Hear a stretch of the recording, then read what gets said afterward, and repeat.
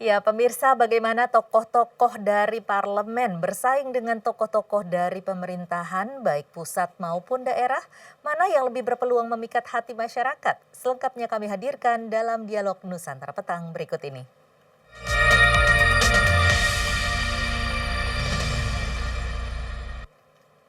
Pemirsa, saat ini saya sudah bersama dengan pakar politik Henry Satrio. Selamat sore, Bang Henry. Selamat sore Mbak Tasya, sehat-sehat ya? Sehat, Bang. Bagaimana kabarnya? Sehat? Alhamdulillah sehat dan negatif.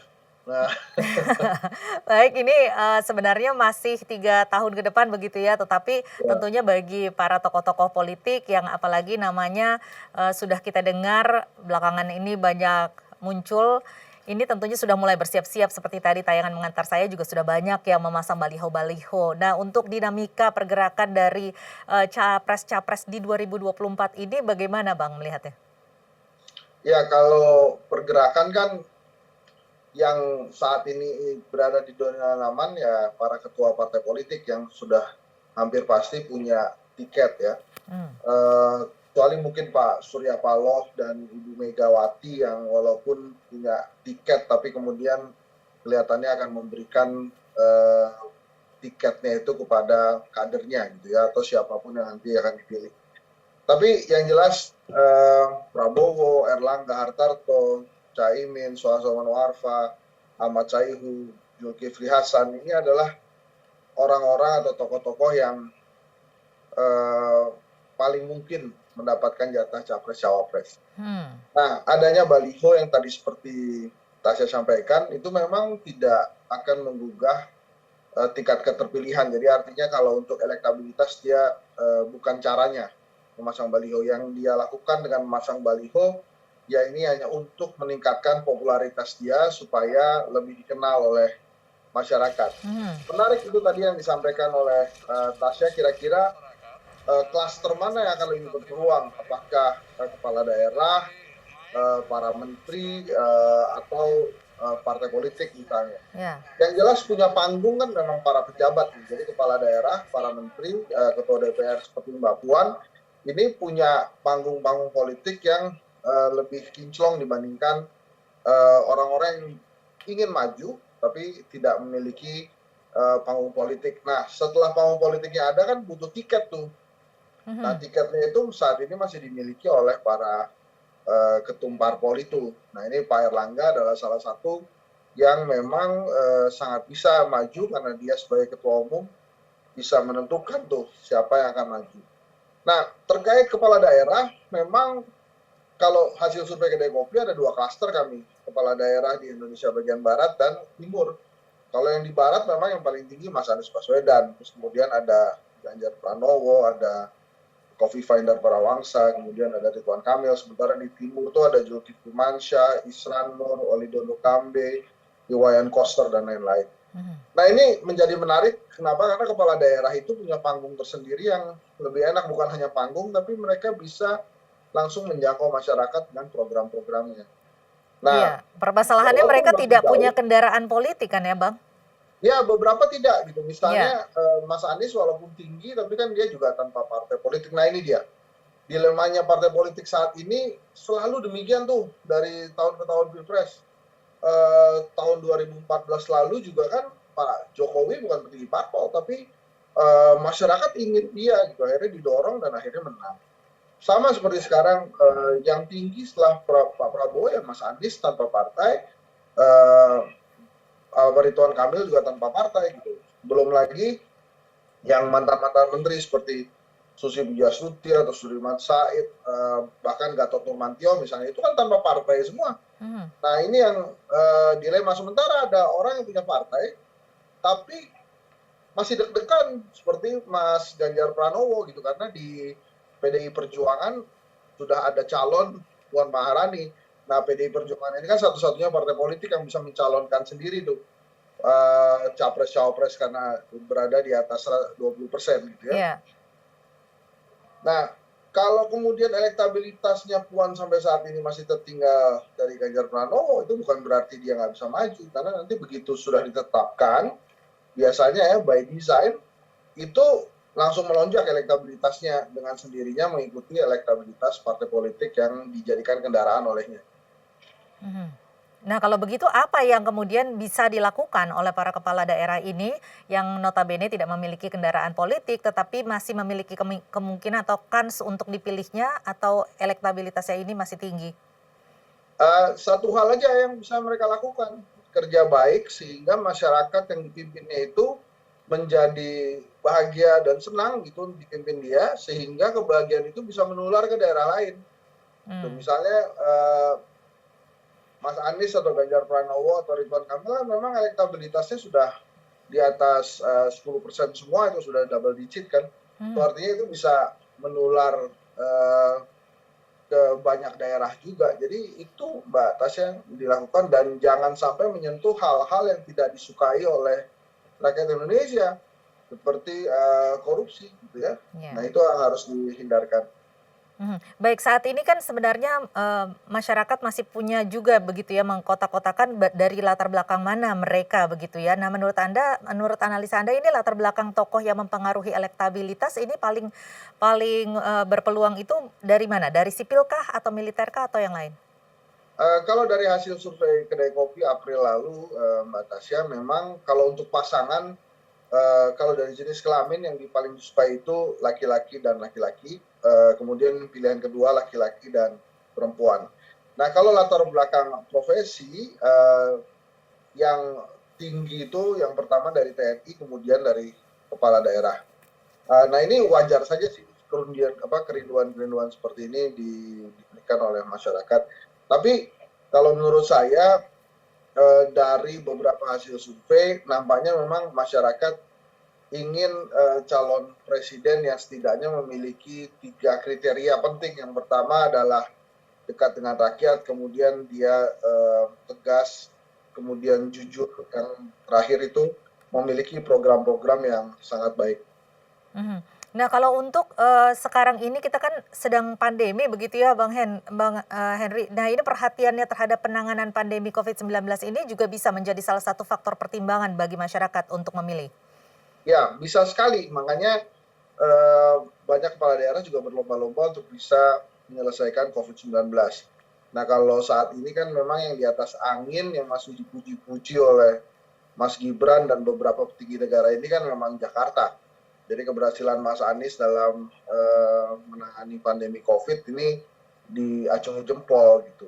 Mmm. Nah, yang terpenting adalah kerja baik dulu, tangani dulu COVID-nya, baru kemudian naik ke panggung dada-dada. Jangan sampai dibalik, naik ke panggung dulu, tapi yang di bawah pandeminya masih kacau balau. Tetapi harus tetap memiliki kendaraan politik kan ya begitu? Harus Harus, itu mencari harus. kan? Makanya saya rasa ada dua cara nih. Yang pertama memang kerja baik, sehingga ada dorongan dari masyarakat untuk mendorong partai politik memilih si calon yang diinginkan oleh masyarakat, walaupun dia tanpa partai politik. Yang kedua sih nggak saya sarankan, walaupun boleh-boleh saja melakukan lobby-lobby politik kepada partai politik supaya memberikan jatah tiket kepada dirinya. Nah, kalau untuk tokoh-tokoh sendiri yang paling mudah untuk maju ini apa, siapa dan apa indikatornya? Yang paling mudah seperti yang tadi saya sudah katakan, Prabowo Subianto, ya para ketua partai politik itulah. Ya Prabowo, Erlangga, kalaupun Ibu Mega mau maju dia bisa, karena punya partai sendiri dan partainya bisa ngajuin sendiri gitu. Kalau Mhm. tiba-tiba Ibu Mega terinspirasi mau Megawati Puan gitu ya, walaupun saya yakin Ibu Mega nggak akan berbuat seperti itu pun bisa. Nah, Mmm. jadi yang kalau ditanya siapa yang paling bisa, itu adalah para ketua parpol, karena memang undang-undangnya menyaratkan dari partai politik. Nah, ini kan sekarang baru akan amandemen Dewan Perwakilan Daerah ya. Mereka bila amandemen kelima nanti jadi dilakukan, salah satu yang mereka inginkan adalah ada calon presiden dari Dewan Perwakilan Daerah. Jadi nggak Mmm. hanya dari partai politik, tapi mereka merasa dari 180-an orang yang mewakili daerah itu, mereka eh, beranggapan atau memiliki inisiatif untuk bisa mendorong calon presiden dari DPD gitu. Nah, kalau memang begitu akan menarik juga tuh nanti konstelasinya Mbak Tasya. Kalau untuk elektabilitas dan popularitas yang cukup besar tetapi sulit untuk maju ini siapa kira-kira dan apa indikatornya? Yang susah yang tadi saya sebutin tuh, yang tinggi-tinggi itu kan sebetulnya ada Prabowo, Anies Baswedan, Ganjar Pranowo, Ridwan Kamil ya. Ini kecuali Prabowo, yang lain susah. Apalagi Hmm, Mas Anies dan Ridwan Kamil kan, yang sama sekali nggak punya partai nih. Jadi ya memang harus melakukan dua hal tadi, kerja baik sehingga masyarakat mendorong partai politik untuk tunjuk Ridwan Kamil atau Anies, atau ya itu melakukan lobby-lobby politik dari sekarang supaya partai politik bisa memberikan tiketnya ke mereka. baik, ada sejumlah partai juga yang menyatakan bahwa seharusnya juga tidak hanya punya dua calon saja begitu ya, dua pasangan Ya, calon karena akan terpolarisasi dan menyebabkan perpecahan. Ini menurut Anda seperti apa seharusnya? ya itu setuju sekali. Jadi kalau dalam perhitungan yang sekarang, Mbak Tasya, itu at least kita bisa punya tiga eh, calon presiden. Ya mudah-mudahan saja itu kesampaian gitu ya, sehingga tidak lagi terjadi polarisasi seperti 2019 dan 2014 sebelumnya. Nah Mhm. dengan tiga pasang calon ini akan lebih menarik dan lebih hangat gitu pemilihan presidennya. Hanya saja Mbak Tasya, saya minta tolong juga kepada NTV, tolong pastikan bahwa pilpres tetap di 2024, tidak mundur gitu. Iya, tapi tentunya kan kalau untuk bisa, membuat lebih banyak lagi pasangan ini kan tentunya harus ada juga nih, kita harus mempertimbangkan juga presidensial threshold ya? Ya, iya. Makanya Mhm, dengan 20% itu kan kalau kita bagi-bagi dengan 9 partai politik, taruhlah PKS dan Demokrat ini sendiri mereka masih 15% dan harus ambil salah satu di antara 7 partai politik tadi, mungkin Nasdem misalnya. mhm. Nah, PDI Perjuangan bisa sendiri atau misalnya PDI Perjuangan bersama Gerindra. Nah, sisanya bisa Golkar, PKB, PAN, P3 untuk satu pasang sendiri. Jadi mudah-mudahan tidak-tidaknya kita punya tiga. Bahkan nanti kalau DPD amandemen dikabulkan dan boleh gitu ya, ya kita akan mendapat perwakilan dari DPD. Baik, nanti kita akan bahas lagi mengenai bagaimana pergerakan-pergerakan dan suasana politik dari masing-masing partai ini, apakah nanti Ya, akan bisa juga, untuk koalisi untuk mengajukan suatu, pasangan calon, nanti kita akan bahas di segmen berikutnya. Pemirsa tetaplah bersama kami, Nusantara Petang masih akan kembali dengan Dialog Nusantara Petang.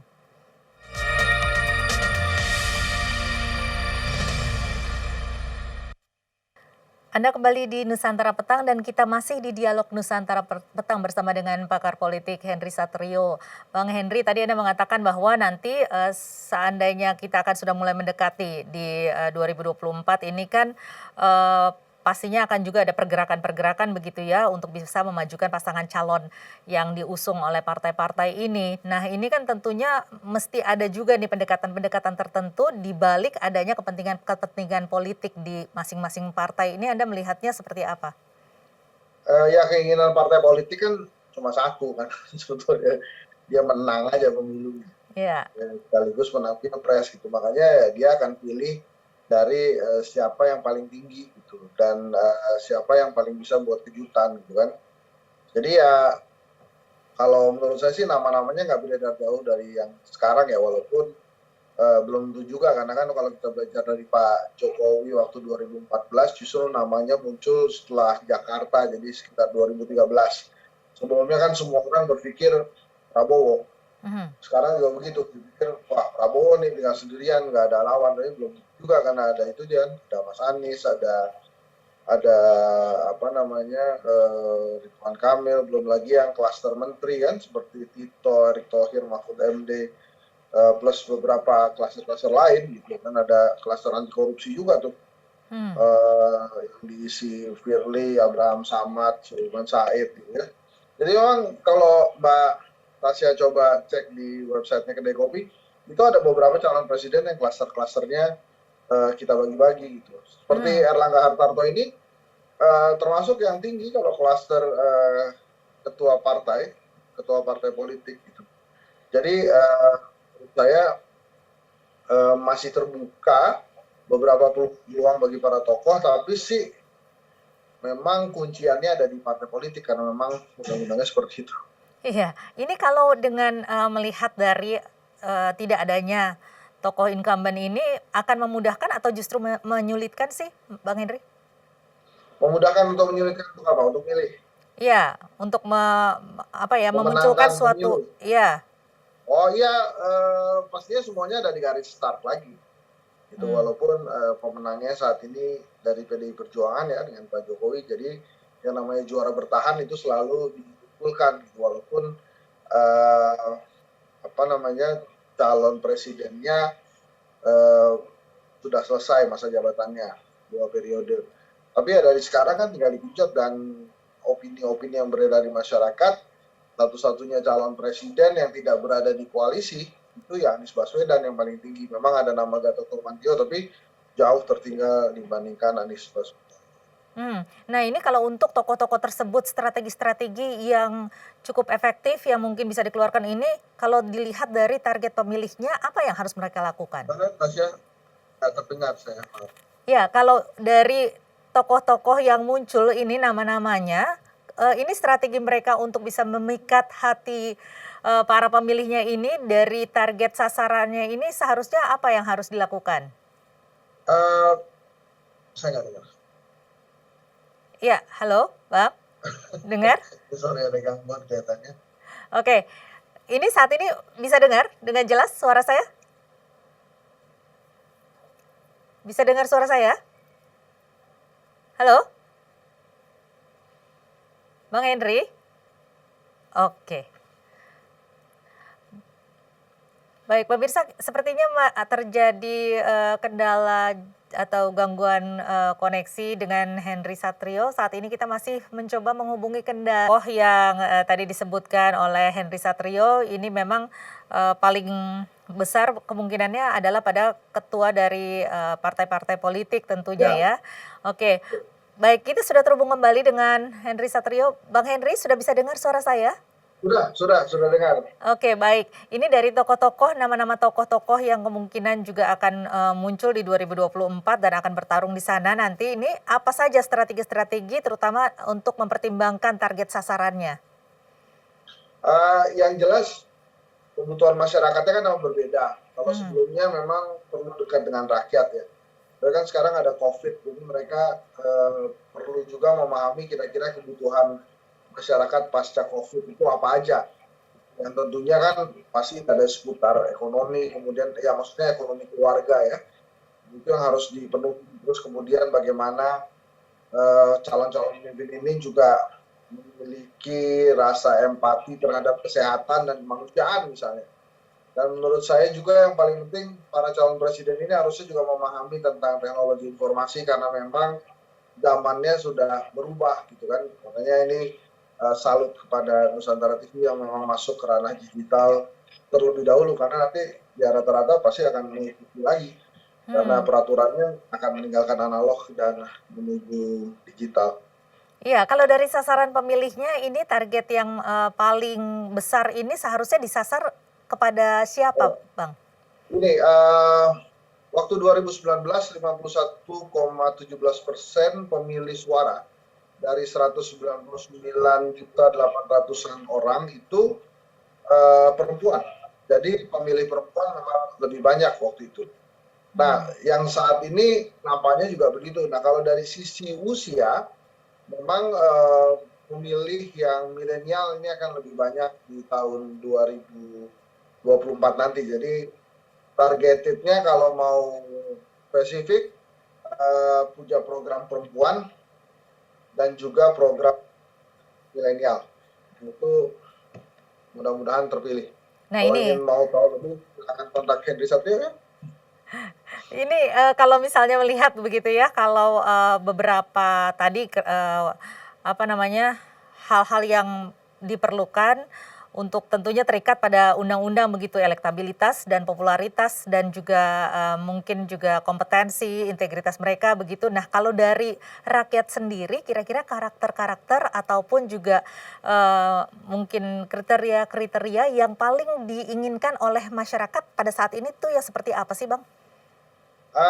Kalau dari hasil survei kedai kopi yang pertama memang dekat dengan rakyat. Jadi tren yang dibawa Pak Jokowi itu masih bertahan tuh sampai sekarang. Jadi artinya rakyat masih menginginkan calon presiden yang dekat sama dirinya. Dan saya rasa itu akan bertahan sih sampai 2024. Nah kalau mau ditambah ya seperti tadi saya bilang, Tasya, dia mengerti tentang kesehatan, punya empati kemanusiaan, dan punya perhatian khusus terhadap perkembangan teknologi informasi, itu menurut saya kan jadi penting juga. Ini Anda melihatnya tokoh yang paling mendekati dengan karakter seperti itu ada? Saat ini sudah ada? Eh, Ya saat ini banyak yang sudah seperti itu gitu ya.